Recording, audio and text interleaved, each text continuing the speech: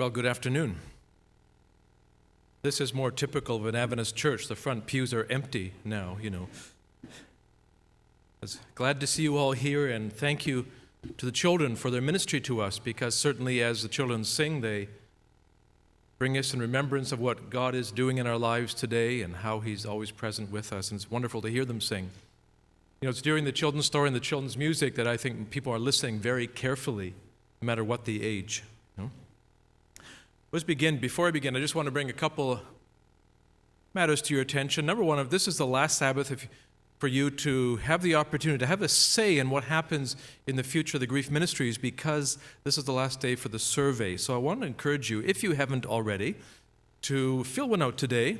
Eileen will be back there at the end, I know, to give you a copy to fill out, to accept a filled out copy, and at the end of the service as you go out, look for her and get that in so that we can get the most input we can so we can craft the best programs to minister the needs of people in this church. This is for you, so please help us out. Second thing I want to mention is that this coming weekend, I know there's other things going on here, I don't want to compete with those things, but this coming weekend for college and university students and students who are in grade 12, there is a special weekend happening up at Frenda, and the cost of the weekend is $70, which is really inexpensive. That includes your meals and the programming and everything else and your accommodations. And this is an annual conference for college and university students who are studying at secular campuses. The point is that so many of our youth, when they go off to university and college, they leave their faith behind. It's a crisis point in many of their lives. The point is we want to support them as they go off to these institutions of higher learning. And so once a year we have this retreat as part of what ACF does. ACF is Adventist Christian Fellowship. And so there are chapters of ACF on many campuses around Ontario. Once a year people get together for this retreat. It's a spiritual retreat, it's a learning retreat, it's a social retreat, it's a wonderful time to get together. So if you're interested in going, or if you have a son or daughter who would love to go, would like them to go, please see me before you leave today. If you want to register, you can do so online. The Ontario Conference website has a form you can fill out directly online, and then get yourself up there. $70 for the weekend, that's a great deal. And nobody who goes up there is disappointed. Everybody has a wonderful time. So please take advantage of that. We live in a society where the ideas promoted in our secular institutions go directly contrary to many biblical principles and biblical teachings. And so we need to do what we can to help, really, our students swim against the stream. That's what they're doing. Dead fish go with the stream, folks. The living ones have to fight against it. And so, do what you can to feed yourself and stay alive in a very hostile, sometimes very hostile environment.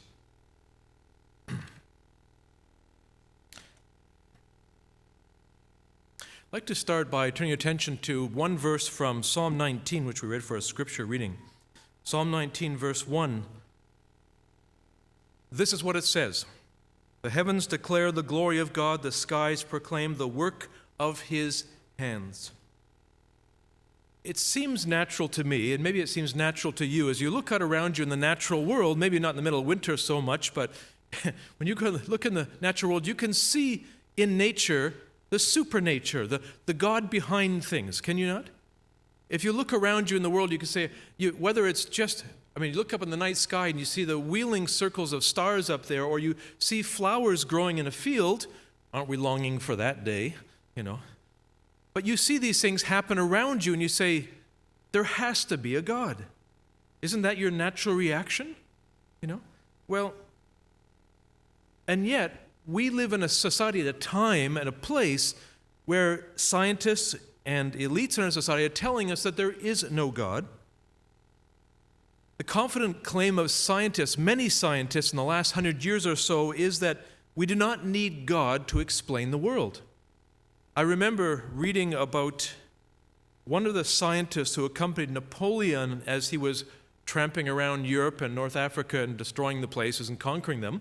He took some scientists with him, and archaeologists and others, and so they went with him as he had a little ragtag team along with him to do some study. And he asked the head scientist that was with him at one time, he says, so where does God fit in all you're doing? And this scientist said to Napoleon, I have no need of that hypothesis. No need of God. No need of the God hypothesis. This is something, an attitude which has only become more extreme over time.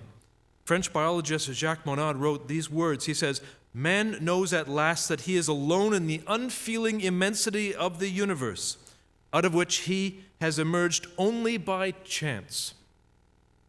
Nick Bostrom from Oxford says this, and I quote, science has revealed much about the world and our position in it, and generally the findings have been humbling. The earth is not the center of the universe. Our species descended from brutes. We are made of the same stuff as mud. We have no free will. We are controlled by forces we do not understand. Nice positive view of who we are, right? American physicist Armand Desson said this, our true position is one of isolation in an immense and mysterious universe. And then we have Richard Dawkins from Oxford, who wrote The God Delusion, among other books. He said this, and I quote, the universe that we observe has precisely the properties we should expect if there is at bottom no design, no purpose, no evil, no good, nothing but blind, pitiless indifference. What do you think of that?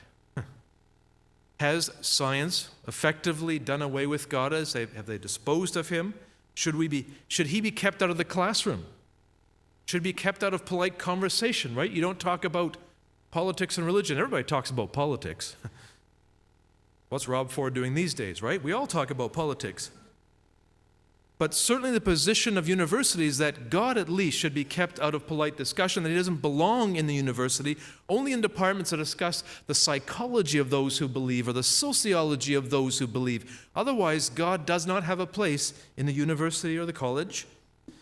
Even supposedly Christian universities have locked God away. He is compartmentalized into certain courses.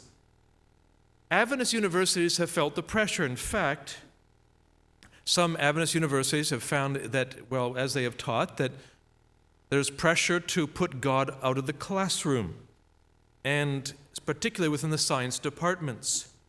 Controversy has arisen within Adventist universities today in the last few years. I don't know if you heard about what happened just a couple years ago now at La Sierra campus in California.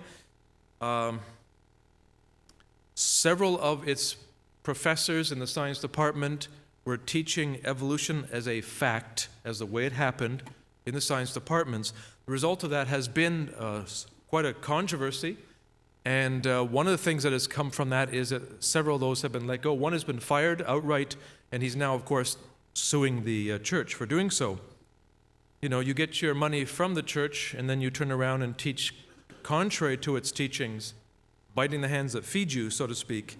And so the church has been wrestling with what to do with people who then are teaching things directly contrary to what we have always believed.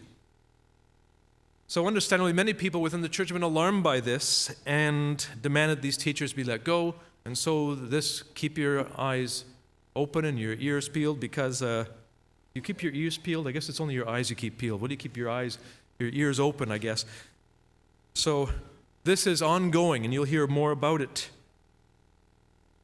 So you see that many Christians have made peace with evolution because, of course, every rational, sane, educated person believes it in our modern world, don't they? At least that's the way it's presented. So many Christians have made peace with this worldview by saying that God guided evolution. That's how we got here. He directed life's development over millions of years. He created us, yes, of course, but gradually over time. In fact, if you go into the Vatican website or the Anglican Church websites, they have public statements that you can read which tell us that, indeed, that's exactly the way it happened. The Catholic Church says evolution is certainly more than a hypothesis, more than a theory. It's the way life arose on earth. And they will say this, that God probably created the first life, and then he guided the development of all life until we come along so that he could then reveal himself to us.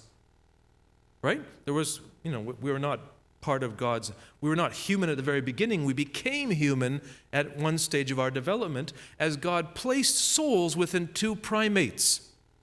And they speak of what they call the awakening, where God took two primates who first began to look up and notice that maybe there's something more, and God put souls in those two primates, and they became, if you will, Adam and Eve, and from them came beings with souls. It's a long way from Genesis 2, isn't it? So, has science disposed of God? Is science an enemy of religion, of faith? And that's the way that many see it. They want to create a war, if you will, between science and religion. They say there's an eternal warfare between the two. One stands for reason, the other for irrationality. One's for blind faith, the other's for use of the intellect, learning, growing, understanding. Religion is depicted as a matter of blind faith, whereas science is based on fact. And science is rational, faith is irrational. I want to tell you that this supposed war between the two, this idea of the two in conflict, is totally false, totally wrong, because all truth is God's truth. Science done right points to a creator. The greatest scientists of the past, in fact, were Christians. Galileo, Kepler, Pascal. These guys were Christians.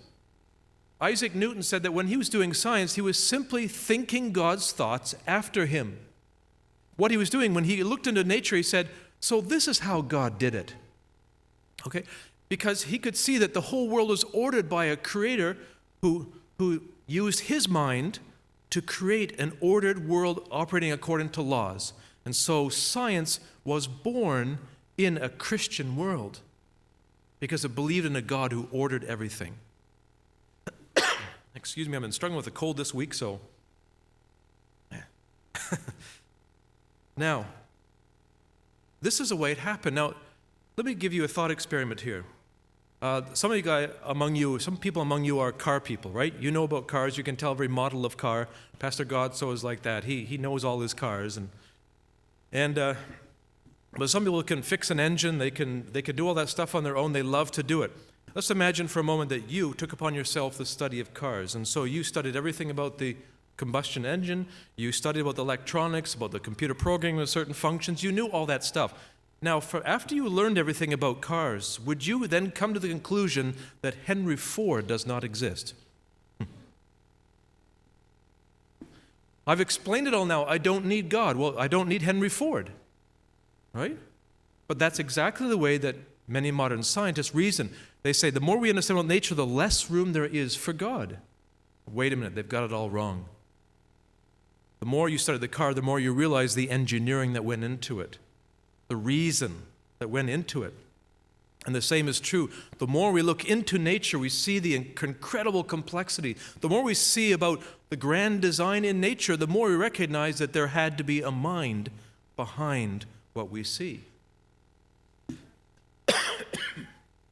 In fact, we can say there's not less room for God, but more necessity for God. I want to tell you that there have been developments in science in the last few decades that directly point to God. Discoveries that tell us that an incredible, powerful being made the universe. In fact, an incredible, powerful being made you and me. I want to share just a bit with you some of these amazing discoveries in as simple a way as I can, because I want you to see that the Scripture is indeed correct. God has shown His glory to us through the creation. Theologians speak of two types of revelation. Number one is special revelation. That is revelation that comes through dreams, through visions, as God inspires the writers of Scripture. We have the Bible. That is special revelation.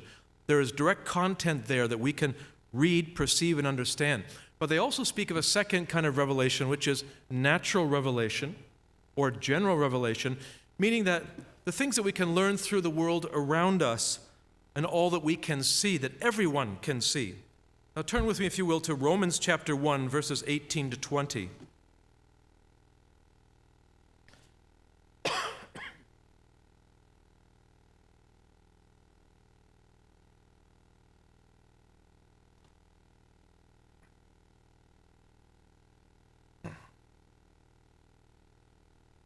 Romans 1:18 through 20. The wrath of God is being revealed from heaven against all the godlessness and wickedness of men who suppress the truth by their wickedness, since what may be known about God is plain to them.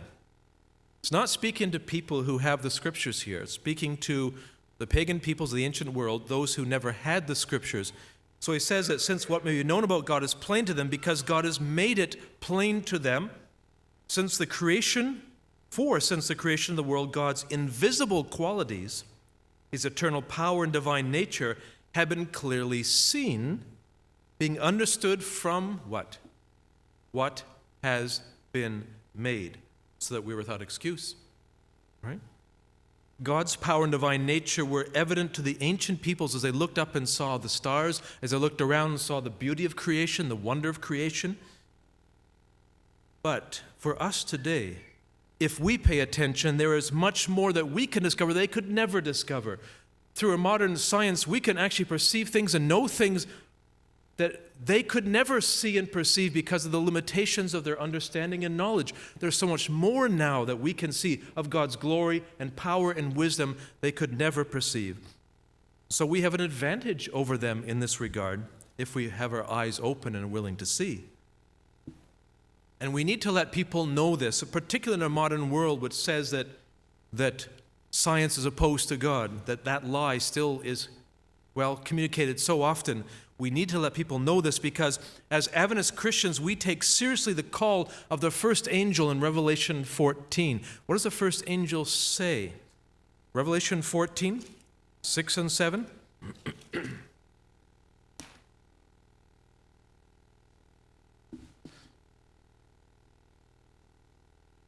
Then I saw another angel flying in midair. He had the eternal gospel to proclaim to those who live on the earth, to every nation, tribes, language, and people.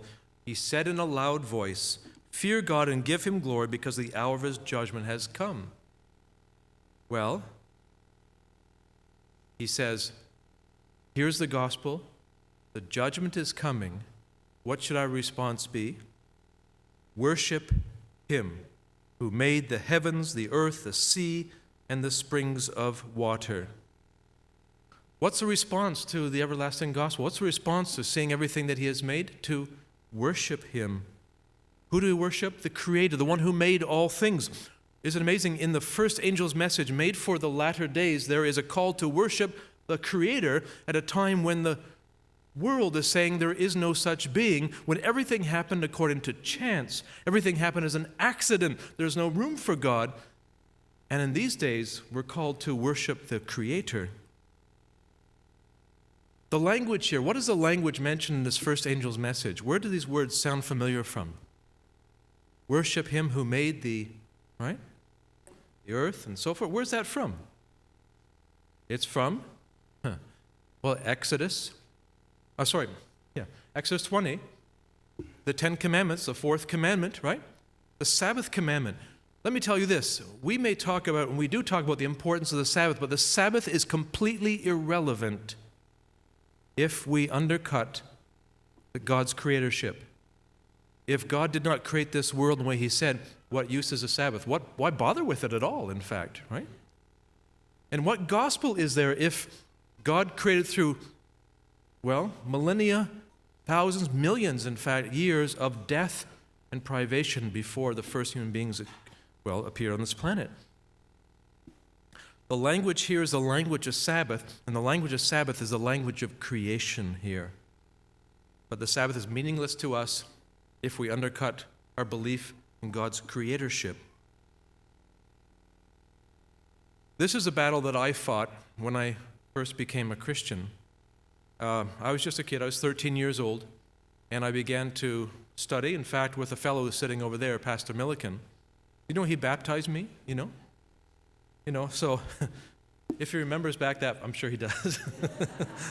It's his fault, in other words, yeah. But as I began to study, a wonderful family, the Dinsdales, you remember them, of course, they took me off to camp meeting one year, just myself with them, this older couple, and I would not bother going to the meetings because I found I could read a lot faster than they talk. So I just bought a bunch of books in the ABC and went back to my room. Very antisocial of me, and sat there and read during that week. That's when they had camp meetings that lasted, 9 days, I guess it was. So you got a lot more reading done. And so I read myself into the faith during that year from 13 until I was baptized at the age of 14. And I found at that time that I was faced with a bit of a crisis there because I could see the Bible, the prophecies, I could see the teachings, they made sense to me, they were clear. But the issue I had a lot of problem with was the issue of origins of our creation because, I love dinosaurs and I love to go off to the Royal Ontario Museum and just, gape at these things. This is fantastic. This is amazing. And then I said, well, wait a minute. How on earth do you reconcile the Bible account with what the world is telling me, what my teachers are telling me in school? How do I make sense of this? How do I put these two together? And I realized, they don't fit together. Does that mean I have to give up my brain in order to become a Christian? Should I leave my brain at the door when I come to church and worship? No, of course not.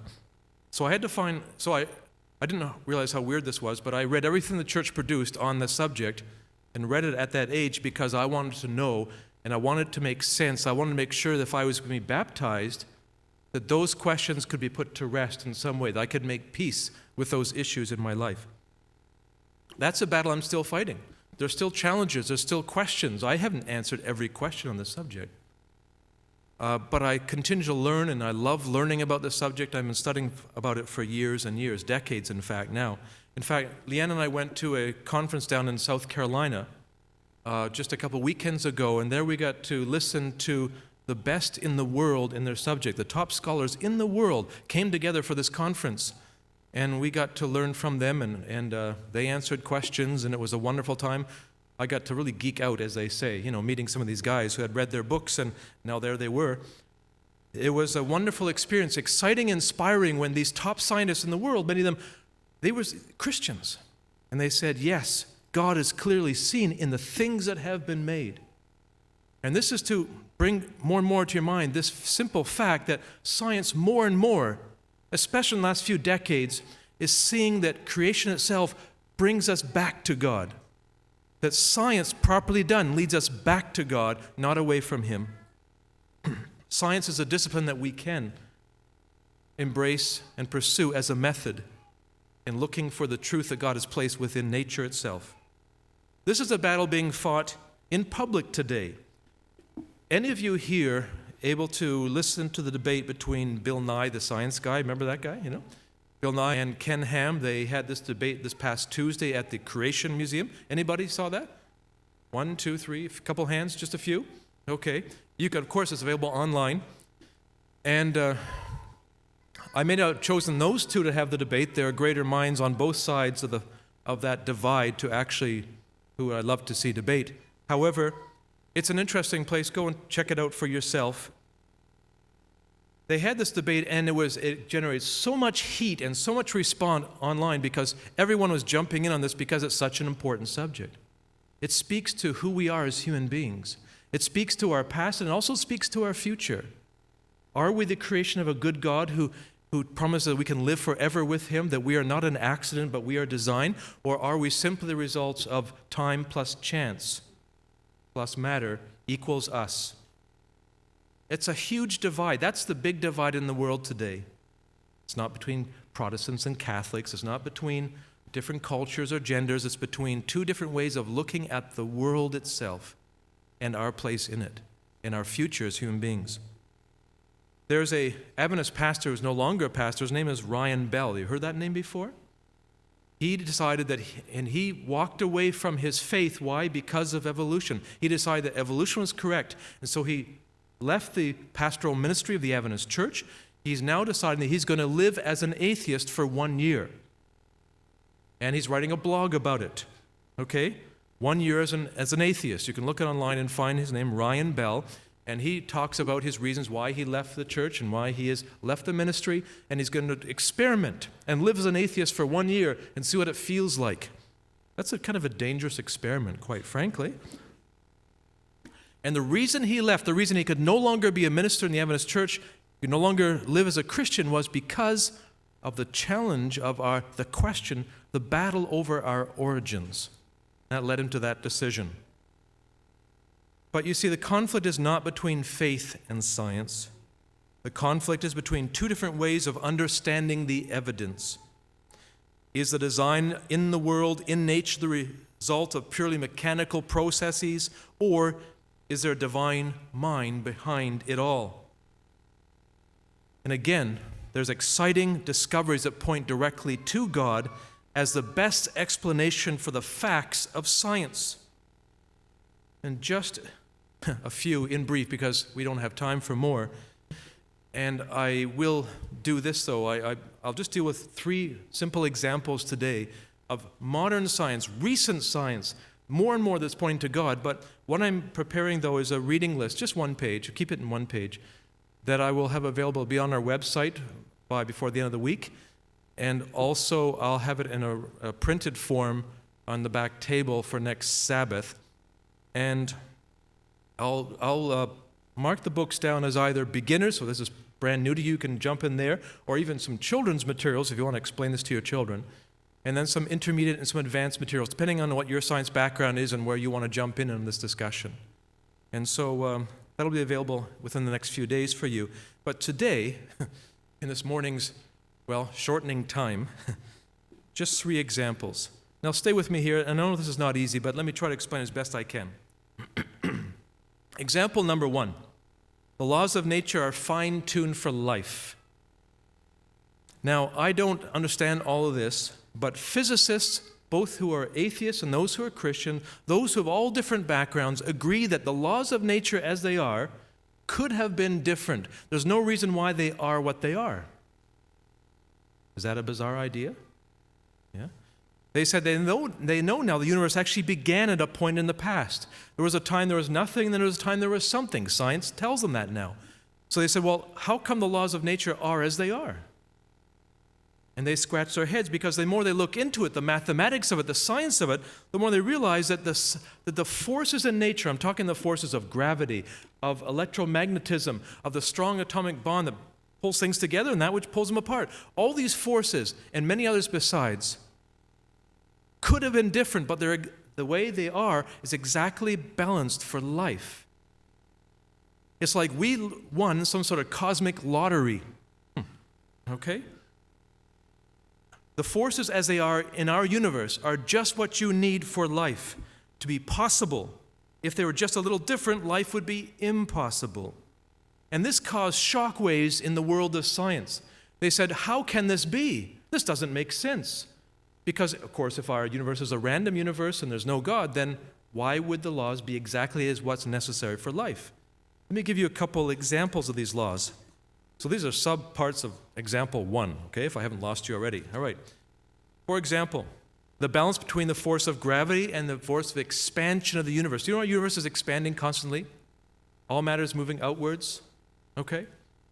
The galaxies are moving outwards, and they can track these things, and they know the direction that things are moving. Everything's expanding. At the same time, there's another force that pulls things together. That's gravity, right? You drop something here, it falls to the ground. Matter clumps together. That's its natural state. There's a force that does that. We call it gravity. There's another force that moves things further away. Now, the thing is, these two forces are exactly in the right balance to a degree that is, in some ways, beyond comprehension. If this force, if the balance of these forces were just a little different, if they are altered, are you ready for this? In one part in a million, billion, there would be no stars, no galaxies, no planets, no life. How precise is that? If you were to add the mass of a grain of salt, the universe could not exist. To take away the mass of a grain of salt, the universe could not exist. The force of gravity itself. Now you have in your home dials for temperature, right? And little degrees on them so you know what to set them. In colder days, so you crank it up, right, and pay more for your heating bill. That's the way it works. But when it comes to gravity, imagine for yourself not a little dial, but one that is as wide as the universe itself. Marked off in inches. My apologies to those who prefer metric, okay? Marked off in inches. So we have trillions and trillions and trillions and trillions of inches. Let me tell you this, and any one of those is a possible setting for the force of gravity. but only 1 inch on that incredible universe-size scale, only 1 inch works for life. If you were to move that dial 1 mark, 1 inch on a universe-size scale, 1 inch downwards, our Earth, instead of being the size it is, would be 30 feet across. Isn't that amazing? Isn't that amazing? Now, scientists looking at this stuff, they do the calculations, they do the mathematics, and they realize, can this be an accident? Can it be an accident that all the dials are set and all the forces are set just right for life? And that if you moved any one of them, the whole system would collapse. What do we do with that? It's exactly where we need to get life. That's where all the dials are set. Now, why is it where it is? The great astronomer Fred Hoyle said this: somebody has been monkeying with the physics. We would say, yeah, it's, well, he made the physics, and so that's why everything works, right? Now, I gave you 2 examples of fine-tuning, and there are dozens and dozens more I could give you. Things that just happen to be exactly right for life. Those in this field call it anthropic fine-tuning. That's the phrase. You can look it up online if you wish. The evidence is overwhelming. An incredible mind has decreed the laws of nature be exactly as they are. Change any one of them a fraction, and life is not possible, because science correctly done points to God. So how do atheists, can you imagine, if you're an atheist and you're looking at these things and you say, well, this seems beyond the possibility of ever being by chance, so how do they explain that? Ever wondered this? Well, who has faith and who has reason here? Because what they'll say is, well, maybe there's an almost infinite number of parallel universes. Imagine that. An infinite number of parallel universes that we cannot see or ever travel to or touch or feel or anything else. They are beyond our ability to ever perceive or come, because they're not a place you can get to by just traveling far enough. These are alternate universes that exist simultaneously with ours. And he says, in those places, the laws of physics are different. We just happen to be in the one where they're just right for life. In other words, we are the ones that won the lottery. So the way you try to make our universe seem unexceptional is to say that there's almost an infinite number of other universes, so that ours is just a lucky one. I was reading online, they were saying that the chance of winning the Powerball lottery, is that in the States thing, right, is 1 of 120 million, you see. I mean, somebody has to win though, right? So maybe that's it, we're just the one that won. But the point is, these are universes, there's no evidence, no experimental evidence, there's no reason to believe they actually exist. The only reason that these have been postulated, brought up as an idea is simply why? Because to avoid the conclusion that says that our universe is obviously designed by a mind behind who created things the way they should be. Well, second example, DNA. You know what DNA is, right? It's the molecules in your cell that contain a blueprint for you. Everything that you are is contained, right, in DNA. These are the cells that carry the information, a blueprint for you. And it's coded information. Now, if you study computers, and many of you do, no doubt, you know that computers are based on what's called binary code, right? Little ones and zeros, base 2, if you will. DNA is like that. But it's base 4. Hold the right number of fingers here. Base 4, yeah. Now, Bill Gates, looking at this, looking at the findings of modern science, looking at DNA, said, this is like a computer code, but much more advanced than anything that we have ever come up with. That has some weight coming from Bill Gates, There is no natural law that produces information. There is no chance of it actually happening. If I held up a book for you, what's the amazing thing about the book? Is it the paper? Is it the binding? The cover, the size, the shape? Those aren't the amazing things about a book. What makes books amazing is the information contained on the pages, isn't it? The message in these pages. Now, messages that carry meaning, that's information. And your DNA is packed with information because it tells everything how to construct you. It's a blueprint for you. There is no natural law that produces information. There's nothing in nature that can do that. And there's no chance of it happening. DNA codes, among other things. DNA produces the proteins and enzymes that do the work in your cells in your body, right? And Douglas Axe, he's a intelligent design theorist, and he's looking at one particular protein, and he started to do the calculations. What's the chance of this one particular protein arriving by chance? Okay?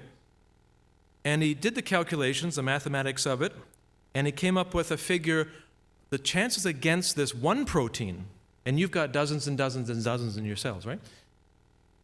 The chance of this one protein arriving by chance is 1 times 10 to the 77th against. Meaning, what kind of number is that? There's no name for a number that big, by the way. But let me give you some illustration how impossible that is.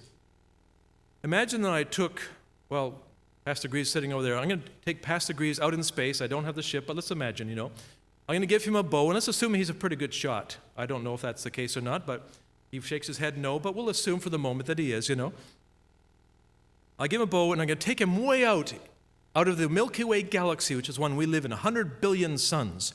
I'm going to take him out there way into space and point him back towards the galaxy. He says, look, I've got a prize for you, but you have to hit the bullseye with this arrow. Where's the bullseye? Glad you asked. There is this galaxy of 100 billion suns. So he says, you want me to hit one sun out of 100 billion? No, that's too easy. No, around one of those suns, there's a planet named Earth. And you want me to hit that one planet around one sun? No, that's too easy. There is a city on that one planet called Toronto. And you want me to hit one city on one planet around one sun? No. Stay with me here. Too easy. There's a guy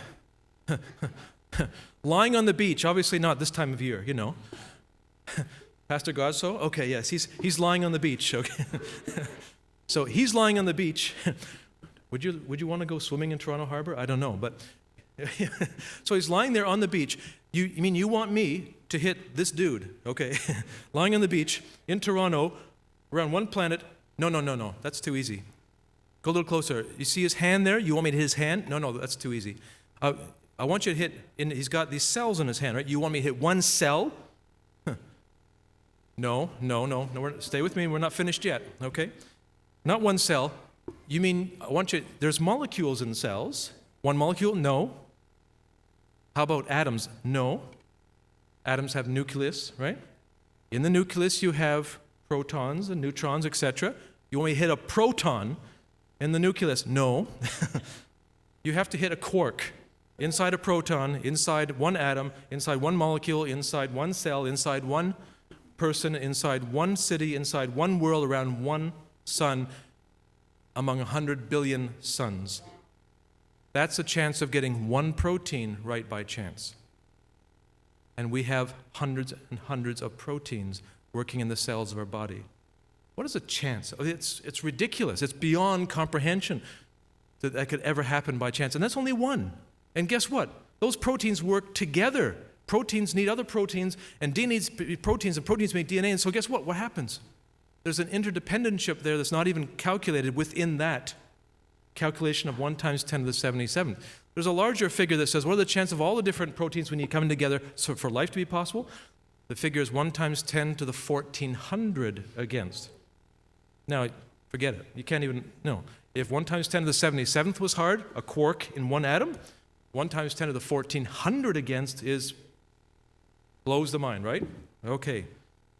So, the complexity of these things, the incredible complexity of life, the information found in these molecules screams out to us design. There had to be a mind behind it because chance can never produce that. There's no natural law that produces information. It's a mind working behind creation, producing order, complexity, everything working together for the good of all. Third example, and the time is up, so we'll keep this short. Fossil evidence. We've all heard of the fossils. I love to go see the dinosaurs. There's many questions that remain about dinosaurs. The Bible says nothing about them. But Darwin's theory said this about life, about fossils. He said that, of course, it would all start with one simple cell, which is, by the way, not simple at all. and then it would multiply, and mistakes would happen in the DNA, mutations we call them. And so these mistakes, some of these mistakes, a very small percentage, but some of these mistakes would be advantageous, meaning that they would give the organism some advantage over other organisms. And so natural selection, survival of the fittest, right, would choose this one for survival over the other ones. And what happened over time is, this is Darwin's theory, that simply after many, many mutations, you have increasing complexity, and forms of life appear, simple, a few at first, but then more and more complex until we get to today. That's basically the idea, Darwin's idea. Mind you, he didn't know about DNA at his time. And he says, I know we haven't got the evidence yet in the fossils, give it time and we will. That's what he said in his book, Origin of Species, published 1859. The problem is that the fossil evidence has gone exactly the opposite direction. In fact, there's something that paleontologists call the Cambrian Explosion. It recognizes that in the layers of rock, life appears suddenly with complex forms without any transitional forms before. It's what they call the biological Big Bang. Suddenly you have, boom, all this life appearing, complex body parts, forms, eyes, everything in the rock appearing suddenly without antecedent, they're called. In other words, four simpler forms before that. And then you have jumps. And as you get jumps, increasing complexity, these intermediate forms are just missing. They're not there. In other words, Darwin's theory has been turned upside down. And this is what paleontologists, he called it the trade secret of paleontology, that it doesn't match up with evolutionary theory. What do we make of all this? There's much to be understood. There's still much research to be done, but the facts, the evidence seems to be going against Darwin's theory, against a naturalistic understanding that says that chance is all there is, working over time. The evidence points to a sudden appearance of life on Earth. Now, there's so much more could be said about this. But let me finish by saying this. The battle over our origins is the battle of our modern world, of our secular Western society. It determines what other things get to be treated as real or worth bothering with. A secular world wants to extinguish God by saying there isn't room for him. It wants to teach us that your faith is irrational, that your faith is, well, to be kept private, just your feelings. Whatever you feel and think for yourself, that's okay, but don't bring it up in serious discussion. But you need to know that God has not left himself without witness. He has left his fingerprints in creation. Science is pointing more and more to the eternal, wise, and powerful creator of all. And if we want to know him, he will reveal himself to us. 2,000 years ago, the creator who made everything, the Word, he became flesh and he dwelt among us. And he showed his power over nature by stilling the storm, by creating something new out of nothing, the wine, the fish, the bread. That creator who created an incredible universe beyond understanding, beyond our comprehension, became one of us, lived among us, and showed his power over nature and wanted to become our friends, who called us his brothers and sisters, who says we have one Father. That creator walks with us, died for us, and rose again. He showed that even though we are a small cog in an incredible universe, that he cares and loves for each one of us. And so we can come to him as we are, saying, Lord, you are the majestic creator beyond all understanding. But you came one of us and you joined us and lived with us. And that shows that size isn't everything. We are valuable to God. He became one of us. And so we can take our concerns, our burdens to this Lord, because he has the power to create the immense universe and the power to become one of us, live with us, redeem us, so that we can spend forever with him. That's a God that we can trust, a God that we can accept and worship with our heart, our soul, our mind, our reason, everything that we are. This is a God that will bring us home one day to meet him face to face. Amen.